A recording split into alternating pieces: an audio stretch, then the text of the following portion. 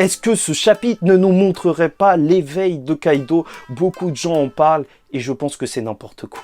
Mesdames et messieurs, ici Chaz et on se retrouve aujourd'hui pour la review du chapitre 1037 de One Piece, Shuron Ake, Dragon bourré, je sais pas quoi, bagarre, bref. De toute façon, ce chapitre, je vous avoue que je suis un petit peu malade, donc c'est pas grave, on va faire la review en espérant ne rien louper, et de toute façon, on ne me loupera pas en commentaire si je loupe des trucs, mais aucun souci. Donc la page d'ouverture, déjà, c'est Judge qui est avec sa famille et qui lâche la pression, comme quoi, vers où il va se diriger, parce qu'au final, c'est vrai qu'il a toute une armée, je pense qu'il serait intéressant en tant qu'allié, au bout d'un moment, s'il devient gentil, à travers cette mini-aventure et les covers. Et c'est vrai que ce combat, il va être assez étrange, en fait. Avec ce chapitre, on va voir Kaido et Luffy, mais dans une dynamique totalement différente, avec un Kaido qui va commencer dès le début à se bourrer la gueule, même si c'est mis justement en parallèle avec justement le festival qui a lieu à, pas au Nigashima, mais à la capitale des fleurs, où tu vois que en vrai pour eux c'est leur seul moyen de justement échapper un petit peu à la réalité qu'est devenue justement l'île de Wano.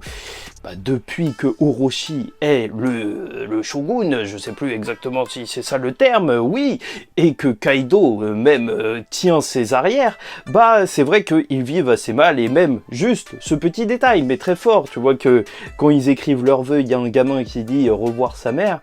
Ça fait mal, ça fait mal. Et c'est là toute la force d'Oda, dans des petits détails, montrer parfois des scènes atroces. Ça nous rappellera bien sûr la scène où tu voyais qu'il y avait une dame qui allait tuer son enfant parce qu'elle avait peur de tout ce qui allait se passer. Et c'est pour dire que en fait, le pays de Wa vit un véritable drame.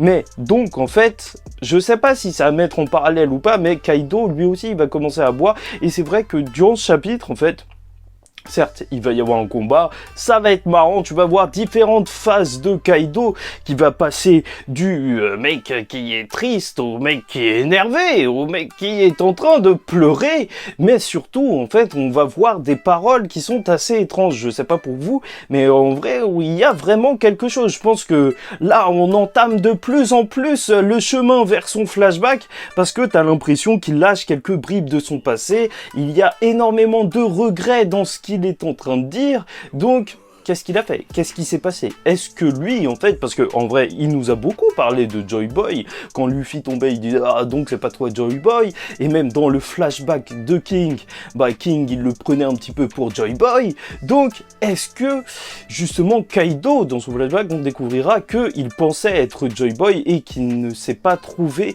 à la hauteur? Et ça, c'est vrai que ça pourrait être un coup pour un pirate aussi puissant, être aussi puissant et ne pas réussir à être l'élu entre guillemets. Après, en termes de combat, je trouve que ce qui est très intéressant, c'est que déjà, tu vois, Luffy, il va pas le prendre au sérieux dès qu'il va commencer à boire, sauf que pas du tout. En fait, Kaido, il se bat même en étant bourré. Et c'est vrai que ça pouvait faire peur, parce qu'au début de l'arc, quand je le voyais en dragon géant bourré, il était très très faible. Mais là, il arrive à esquiver les coups, à en envoyer, mais surtout, en fait, ce que je trouve vraiment qui change, en fait, avec le début, tu peux te retaper, même le début de Kaido vs Luffy, c'est que maintenant, Luffy, à chaque fois, et on a eu 2 fois ça lors de ce chapitre, en fait, où ils vont se confronter, tu vois, de loin, à se lâcher une attaque, tu vas voir que quand même, Luffy, maintenant, il est plus du tout dans la même disposition, et au fur et à mesure du chapitre, tu vois qu'ils sont plus ou moins égaux en termes de combat à ce moment T, parce que je sais qu'il y en a qui vont me dire, mais Kaido est beaucoup plus fort, et mais bien sûr que là, il est beaucoup blessé, fatigué et tout, il s'est pris plein d'attaques des fourreaux rouges de Zoro et tout, mais donc, à ce moment T, avec toutes ses blessures et tout, et Luffy aussi quand même, qui est blessé, alors t'as l'impression qu'ils sont à peu près du même niveau. Et de toute façon, c'est Kaido qui le dit, c'est même pas moi. Donc, il faut que t'arrêtes de m'embrouiller.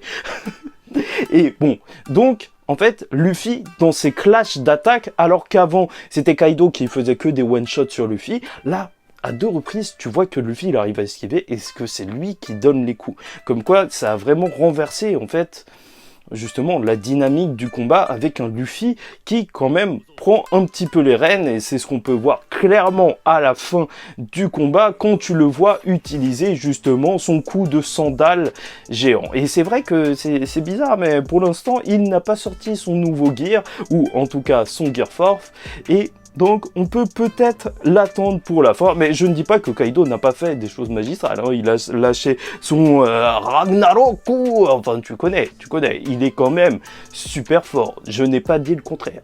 Note-le bien. Oui, vu qu'il est bourré, bah, sa tête, elle va changer à certains moments. Et justement, il y en a qui ont fait le rapprochement, et c'est là que je vais parler de l'éveil du fruit de Kaido, avec justement les Zoan qui étaient dits éveillés, qui avaient dit éveiller leur fruit possiblement, donc à l'arc d'Impel Down, où il ressemblait à rien du tout, en fait. Et c'est vrai que le Kaido bourré ressemble aussi à rien du tout, avec son nez qui devient un petit peu plus arrondi, donc il y a des gens qui pensent qu'il s'est éveillé lors de ce combat. Mais franchement, entre nous, on notera aussi bien sûr le Gatling Météore de Luffy. Ses attaques, elles commencent à avoir des noms stratosphériques, littéralement, parce que, non, stratosphère, c'est en dessous des météorites. Donc, non, je pense que c'est pas stratosphérique, mais voilà. En tout cas, c'est plus du tout des guns, des missiles ou je ne sais quoi, c'est des météores, ok. On est dans ce délire-là, et en même temps, ça sied parfaitement au futur seigneur des pirates. Et bon, après... Outre le fait que Kaido est bourré et que c'est assez mystérieux, et j'espère qu'on aura une explication à son problème d'alcoolisme, parce qu'au bout d'un moment c'est un problème, parce que tu commences pas à boire alors que c'est la fin du combat, là c'est pas le moment, c'est juste pas le moment. Alors, la deuxième partie du chapitre, elle va se concentrer sur le mystère. Et oui, et là, c'est là où Oda brille le plus en nous rendant totalement fous, en nous lâchant des phrases qui ont absolument aucun sens. Déjà, tu vois, rien que la première phrase, elle aurait pu suffire pour que des gens fassent des milliers de théories. Parce que le Gorosei, il dit, ouais, tout, ça s'est vraiment très très mal passé, cette rêverie, mais bon, on va pas en parler tout de suite. Déjà, rien que ça, tu sais, les gens, ils vont devenir fous, ils vont dire, ah oui, ils ont assassiné combien de rois, combien de Vivi ont été pendus durant cette rêverie. Et oui, je dis les termes, là, plus la peine, vous ne m'arrêterez pas. Le gouvernement mondial doit toquer à ma porte en ce moment.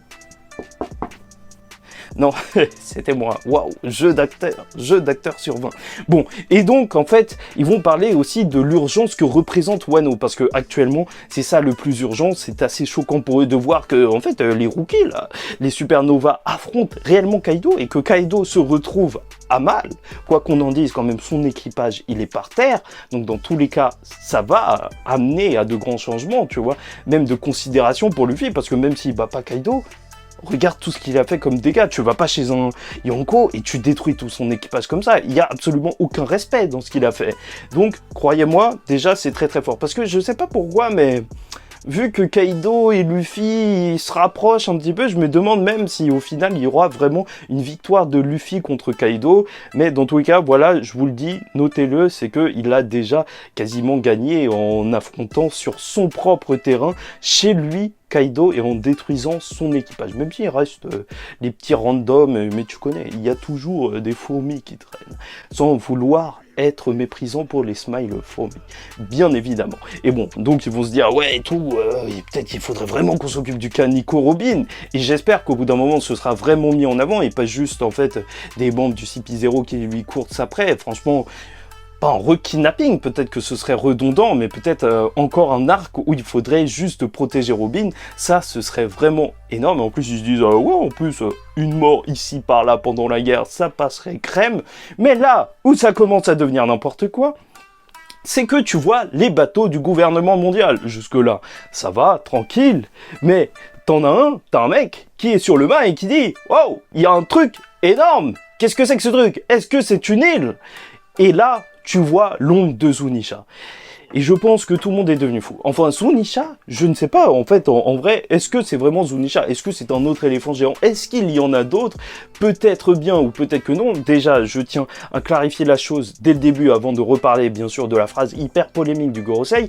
Là, en fait, il y en a qui disent qu'il n'a pas vu Zunisha et qu'il a vu, en fait, l'île d'Onigashima qui était en train de voler. Et c'est pour ça qu'il était étonné, parce que, en vrai, les bateaux, ils sont pas retournés vers Zunisha, mais ils sont retournés de l'autre côté. Mais lui, si tu regardes bien, t'as l'impression qu'il est retourné vers la silhouette de Zunisha.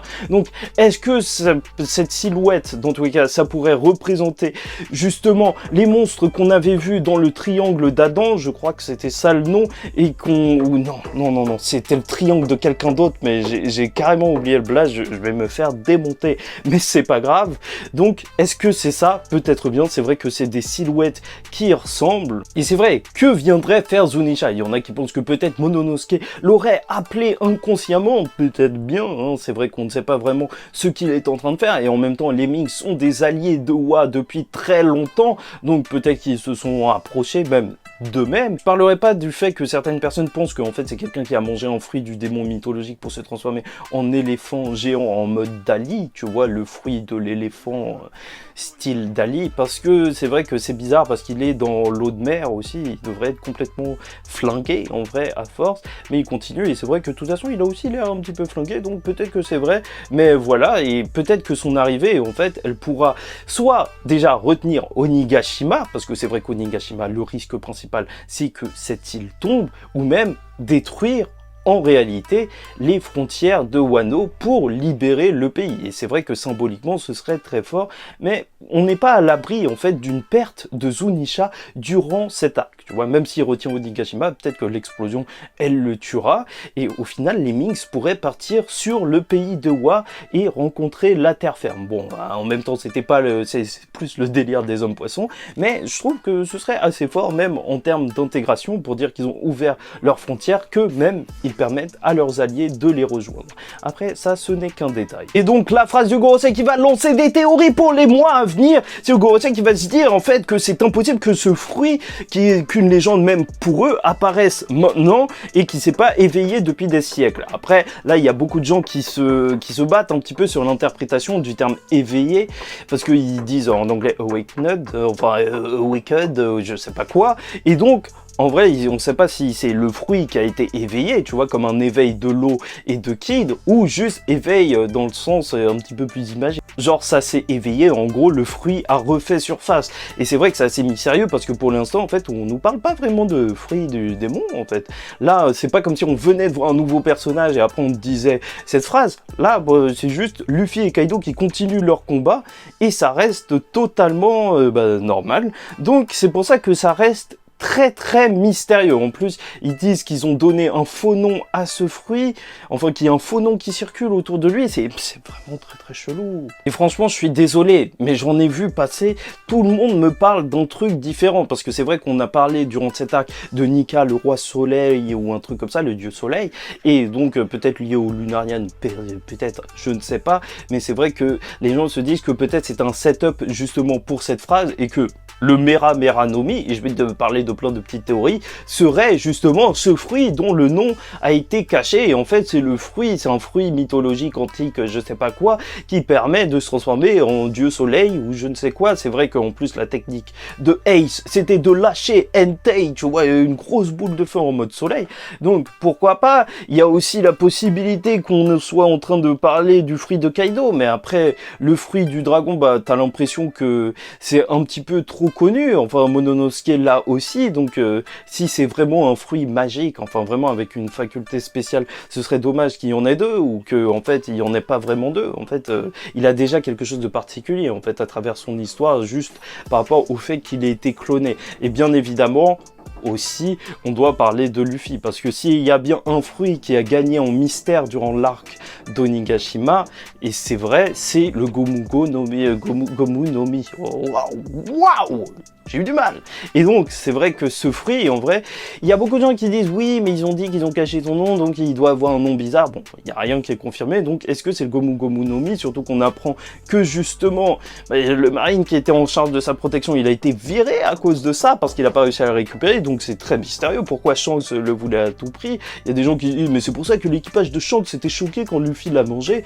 En vrai, rien n'est confirmé. Est-ce que ce fruit permettrait un usage caché? Je ne sais pas, de réunir différents pays en les étirant avec l'éveil. Là, je raconte littéralement n'importe quoi, mais voilà, c'est très mystérieux. Ou pourquoi pas même nous parler du fruit de Barbe Noire, parce que s'il y a un homme qui a des fruits cheatés dans ce monde, enfin celui de One Piece, c'est Barbe Noire.